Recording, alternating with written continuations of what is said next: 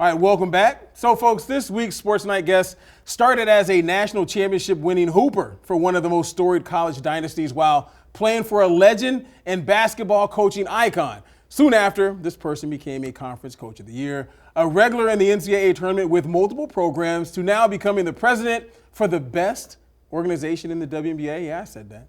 And if that's not enough, she has the nerve to be on ESPN during March Madness, doing my job better than me. I am talking about none other than Las Vegas Aces President Nikki Fargas.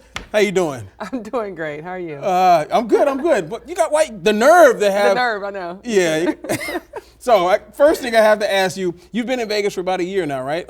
With your current job. Yes. How did you think that first year went as the pres with Aces? Well, it was very fast. It seemed like everything was just constantly moving in the direction. With COVID, you had to pivot, you had to adjust.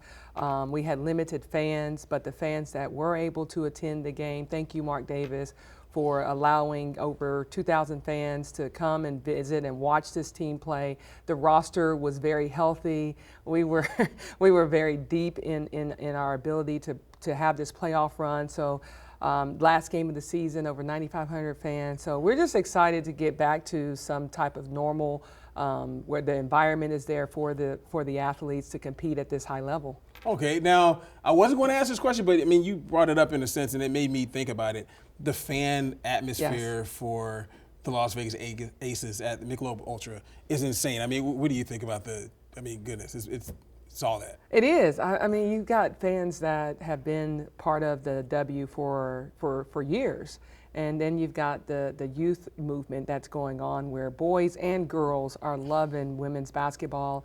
And in the communities around here, they're understanding what's happening not only with the basketball world, but also with the Las Vegas being the North Star for professional athletes to train, to play here. Obviously, our relationship with the Raiders is unbelievable. The synergy that's amongst the two organizations. Thank you to Mark Davis for him saying, you know what, I'm going to invest in women. I'm going to buy and purchase a WNBA team. And you can see that the football team, the NFL, they have a tremendous respect for the WNBA, as well as you seeing NBA guys at the games too. Oh yeah, no, now you must be on television, or you're looking at my questions here, because the Aces under Mark Davis are all about winning, all about winning.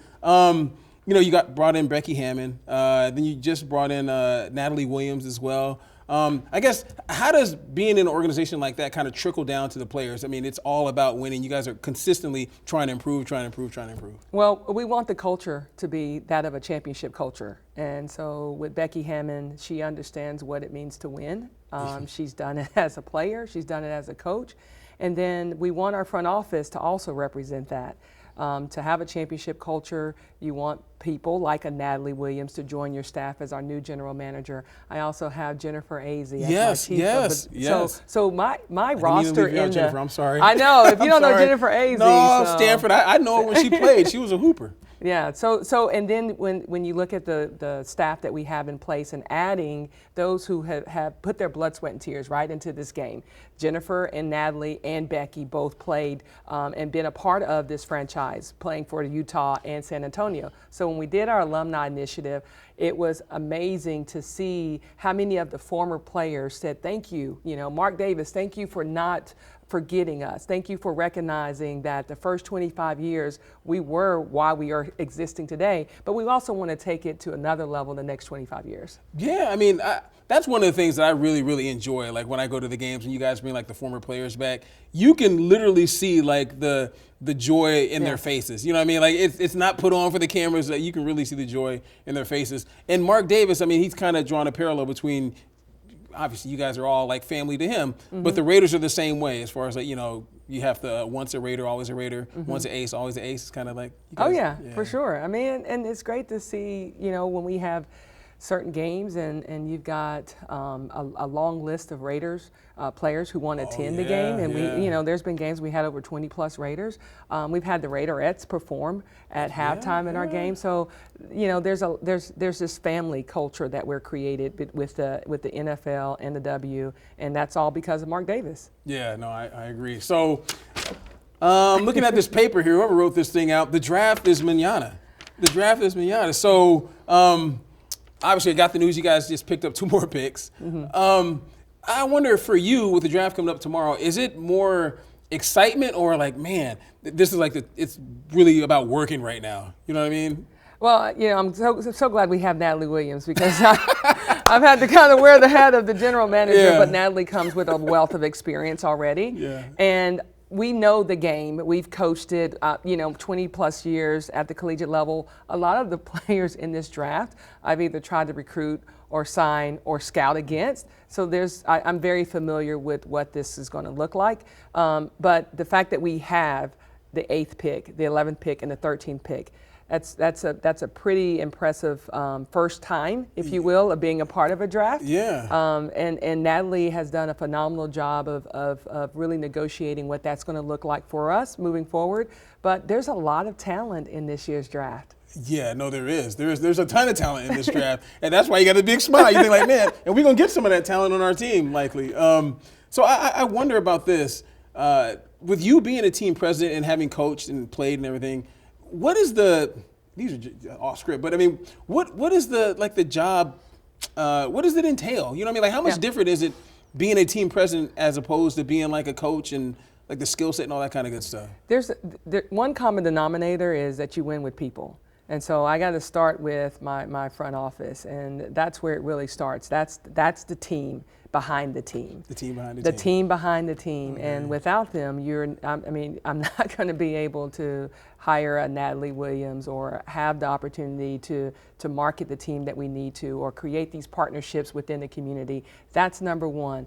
The second thing that you also have to build in this community is relationships. Yes. And so for us to be able to not only appear at certain events, but we also need to be aware of that we've got to support certain events that are happening within our community, because as much as I want everybody to pack Mick Ultra Arena and everybody to be in there, you've got to see the aces. You got to see us. We have to grant you access to the players, to those who really you want to get to know. And so creating these narratives, creating this content, being able to push their stories and who they are outside the uniform, I think that's equally important as well. And I'm not just saying this because you are here. One, that's getting out in the community. You come into a TV station, but you guys really, really, really do a fantastic job of kind of getting out in the community. Like I see Asia everywhere. You see Kelsey everywhere. De'Erica, you see. I've had more aces in our studio than any other professional franchise in Las Vegas, and that's like a compliment to you and what you guys are doing over there. So really, thank you for doing. Well, we got to give a shout out to John Jiggy Maxwell, because he puts all this together and keeps everybody organized. So yeah. But they want to. That's the thing. It's not a hard ask. It's like, hey, we believe in supporting this community that supports us, and so that's why it's so easy for you to see us. Because we want to be impactful. I mean, you look at what the WNBA has stood for in the midst of social justice, in the midst of, whether it's dealing with health barriers, access to better health care. The WNBA has always stood in for what's right, and so it's not a hard ask for us. No, that's again, and that's not a suck up, but that's truly a thank you. And Jiggy, he knows who he is. He's a dancing machine, but he does a magnificent job with you guys. Now, I mentioned it in my open, the fact that you've been on ESPN. I'm mad at you for doing a better job than I do on TV, but I mean, how the heck do you end up being on ESPN and team president and your mom, your wife? I mean, what don't you do? You sell popcorn? I mean, what? Yeah. I actually park the cars too. Oh, okay. Yeah, I valet them. Yeah. No, I have a passion for basketball at all levels. And I do think there's an important time where the NCAA is really stepping up and making sure that our younger, the collegiate athlete and the high school athlete, that they're getting the coverage, they're getting the exposure. And so to be a part of what ESPN committed to this year, there's over 4 million viewers watching a college women's basketball game. The community at large, we love, myself included, but corporate partners, all the assets and inventory of the Final Four were sold out.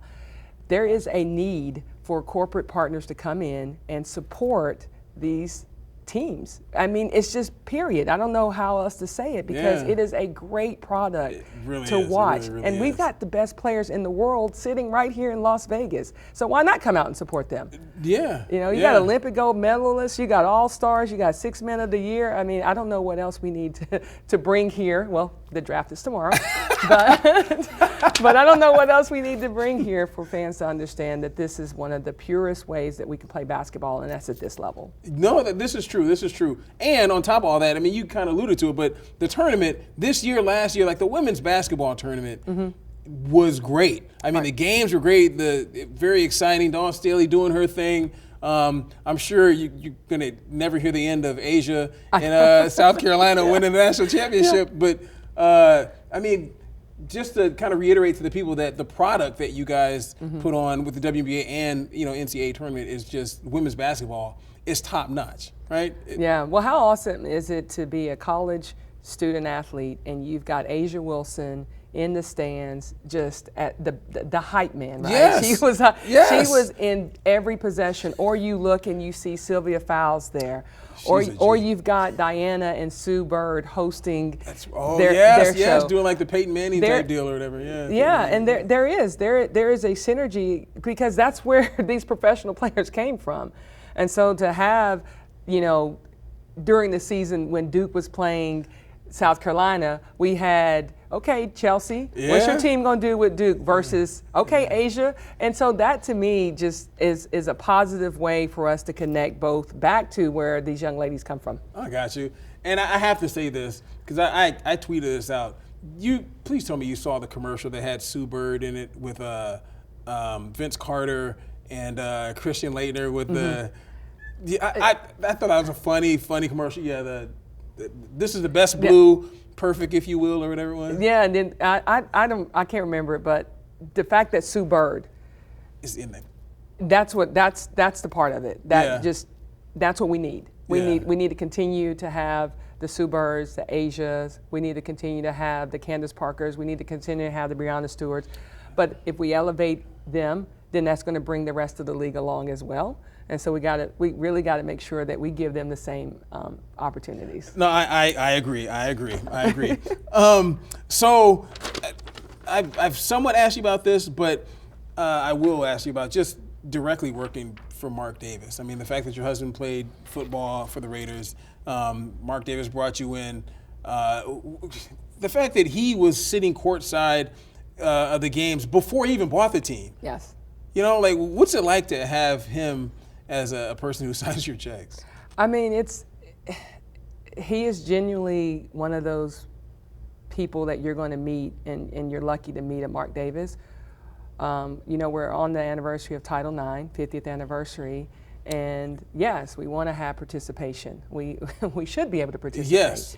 And what Mark Davis has said is, I told him, I said, you're like the 2022 version of where Title IX should go. And we go from participation to compensation. And the ability to have an owner who invests in the W, but he's investing in the Aces. We're going to have a brand new facility right next to Raiders headquarters, which is going to be unbelievable. 2 practice courts. It's going to also house the Al Davis, Eddie Robinson Leadership Academy. Wow. Basketball ops. Our offices will be there, so our whole team will be there, and on the other side will be the basketball ops side. So this is something really special when you invest in not only the resources, but also allowing myself and my staff to go and hire a Becky Hammond, and who is one of the best coaches, not female coaches. Yeah. She's one of the best coaches. Period. Yeah. And she should be compensated for that. And so for him to say, look, I'm going to basically say, here's your budget, I'm going to sign off on it, and then let's go get the best, and don't worry about what that looks like, because at the end of the day, Becky Hammond, $1 million coach, deserves that. Yeah. There's no question about it, and you can't argue it. And to have an owner that recognizes that, to me, that's pretty special, because the players also see that he's investing in them too, as much as we possibly can, obviously. But that's something that we, as the ACES organization, we don't want to cut corners in that area ever. Yeah. And on top of that, I mean, what did that say to the rest of the league? Like if you're a free agent, who do I want to play for? Yeah. I want to go to Vegas, right? Like you guys don't have any trouble getting people to come here and play. I hope not. I hope not. Just going to have to make sure we got enough balls to go around. Yeah, well, chemistry means something in basketball? Chemistry means a lot. Oh, okay. I didn't realize that meant anything. Okay. All right, so we got the draft tomorrow. You guys have 5 picks. And we need to keep our eye on the wire, so to speak, to make sure you guys have your 5 picks, or you guys might be willing, dealing, and I'm assuming, you hired Natalie to do her job, but you're tapped in as well, and I'm sure bouncing things off you as well. So a very tense next couple of days for you, I'm sure. Yeah, it's going to be good, though. We've kind of targeted, we got our eyes on who we want to target. Who are you going to draft? Not going to tell you that. Okay. Oh, okay. Not going to tell you that. Okay. You know what? Okay. We're going to draft somebody really good. Oh, How really about good. that? Okay. No, but we've got such a great nucleus coming back, and we're just looking to add a few more pieces to the puzzle. Okay, and the idea is to get the dub, to be the first team in Las Vegas to win a championship. Let's go. Let's do this. All right. Ticker tape parade down the Las Vegas Strip. That's what we're talking about. Shut it down. That's what I'm talking down. about. Nikki Fargas, the president of the Las Vegas Aces. Thank you very, very much for coming in. I appreciate it. Thank you. See.